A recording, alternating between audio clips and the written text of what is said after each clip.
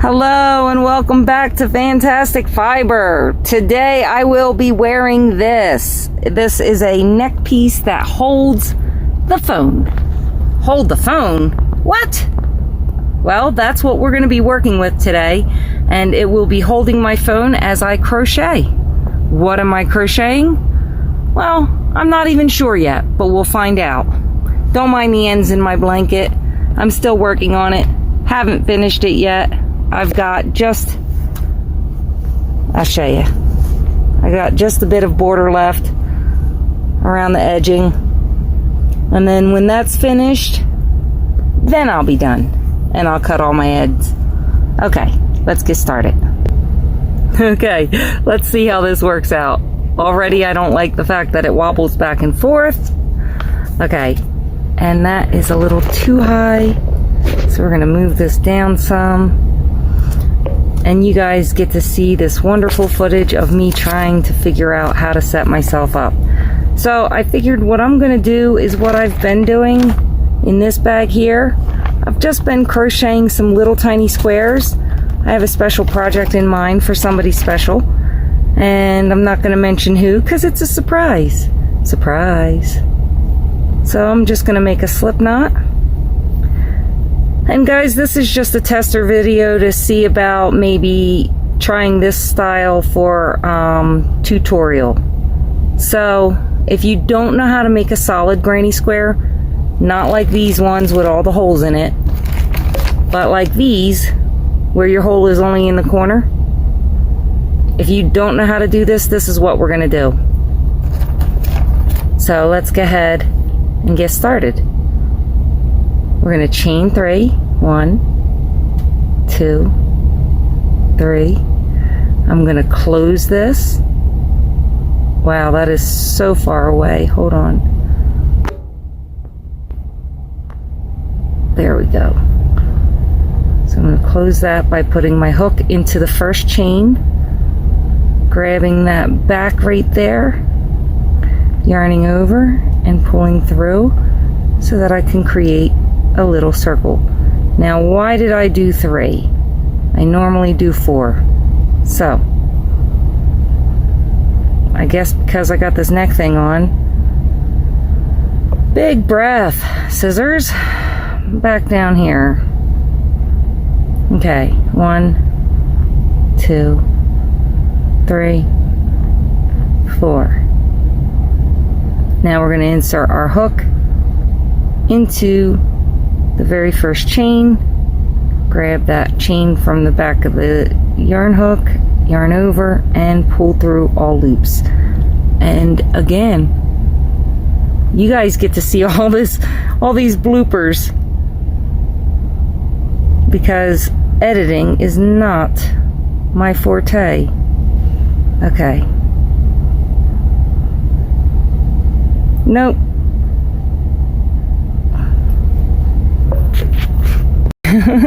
Okay, so that obviously did not work out well. So what I did was I took it off my neck, and that would be Moses. Okay, so this is not your traditional tutorial. This is just me making some squares and talking, I guess. So I'm making these squares for somebody special. I'm not gonna say who, but I do want to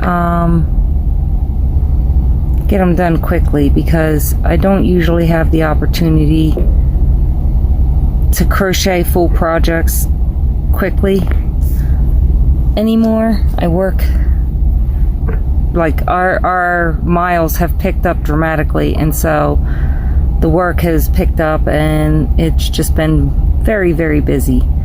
And because we haul AI stuff and computer things and stuff like that, with all the AI movement happening right now, business has picked up, needless to say. So this is where I'm making my first corner. I'm just doing regular granny squares, not regular granny squares like you see in the background, but solid granny squares.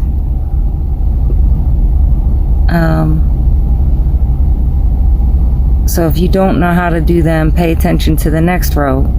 If you know how to do regular granny square, this row is the same as the beginning, or round I should say. This round is the same as the beginning of a regular granny square. 3 double crochet, chain 2, 3 double crochet, chain 2, and you'll want 4 sets so that you have 4 corners and 4 sides. Come on, little string. Thank you. I crochet over my string. It kind of tucks the end in so that I don't have to sew it later. And so I guess you guys have noticed my absence. I'm back at work. I'm on the night shift. It is daytime right now. I have off, and I'm deciding to spend that time with you. I don't have off for very long. Now, if you don't know how to do the corner, what I do is I connect in the corner, not on the side. So I chain 1, and then I go into the top post of the very first double crochet, and then I yarn over and come in and I make a double crochet, not a half double. I know a lot of people make a half double, but I feel like it doesn't give you an equal sided corner. So if you chain 1 and make a double, it kind of like gives you the same size corner as the rest of the corners, if that makes sense. So that's how I do mine. Why is this not? There we go. Now it's focusing in better. So now is where it becomes a solid square. Instead of crocheting 3 double crochet in the corner and skipping that whole 3 double crochet section that my thumb is covering, we're only going to crochet 2 double crochet, and then we're going to move into the top post and put a double crochet in each of the 3 top posts of the double crochets from the previous row. And if you don't mind me, I am trying my best to look at my screen and not off to the side, because every time I look off to the side it ends up over here somewhere. So when I look at the screen, you notice that it'll stay nice and center for the most part. There we go. And then we come to the next chain 2 space, and we're going to go ahead and put 2 double crochet,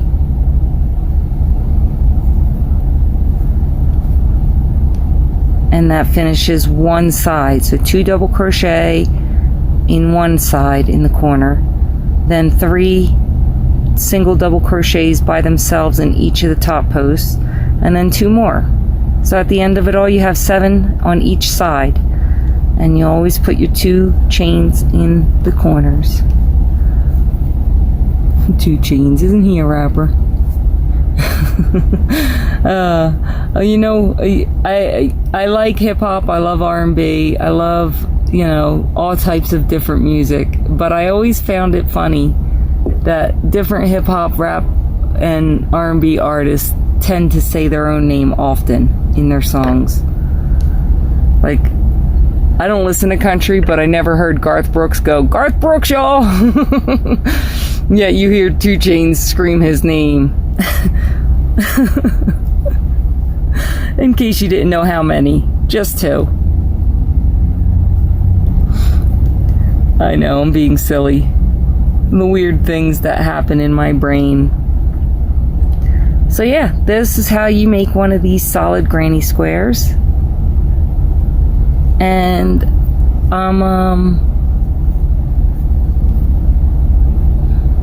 oops, there you go, take off 2. So here is some good news, guys. You all know Autumn. Autumn is my daughter who came back from Texas. She had gallstones, and then she had a blood clot on her kidney, and you know, you all know Autumn. Who you don't know is my other daughter, Cassandra. and my daughter Cassandra is in the UK. She's been spending time in the UK for the past 3 years. Well, longer than that, but for the past 3 years with her spouse. And we were waiting to find out if they were going to be able to get their visa, and so that, you know, they could both come home and live in the States. And they had their interview yesterday, Monday, and they get to come home. So they come home in August, and I can't wait to see them and wrap my arms around them. It is just so good to have all my kids back in the United States. Well, it will be so good to have all my kids back in the United States on the same soil, you know. I know it's the same soil everywhere, but, you know, it kind of makes a difference when there's a whole ocean between you. So this is how big I'm making my squares. I'm just making 2 rounds. Nice little tiny squares. See? Itty bitty. Oh, it's blurry. There we go. So, nice little tiny squares. This is how I do my corners. I yarn over, pull it tight, yarn over, pull it tight, leave enough room for a tail, grab my scissors and cut. And then I take my nail. There we go, my dirty nail. Well, it's clean, but, you know, grease doesn't come out too easily. So then I go straight to that knot and I tighten it down, and there we go. And then when I'm done tightening it, I pull it so that it kind of bends and it tucks itself right down in there, so that when I crochet these together and I sew everything together, the stitches that go in the corner and across these stitches will cover that tail, and I won't have to sew it in. I'll just snip off my ends like you see all over this blanket. There we go. I'll just snip them off. See, they're tucked underneath of there, so there's really no need to sew them in. Yes, I could not think. I couldn't get my words together. I have no idea what I'm talking about. So that's how you make one of those squares. I'm going to continue on and keep doing these. You guys have a fantastic day, and I will see you all in the next one. Bye-bye.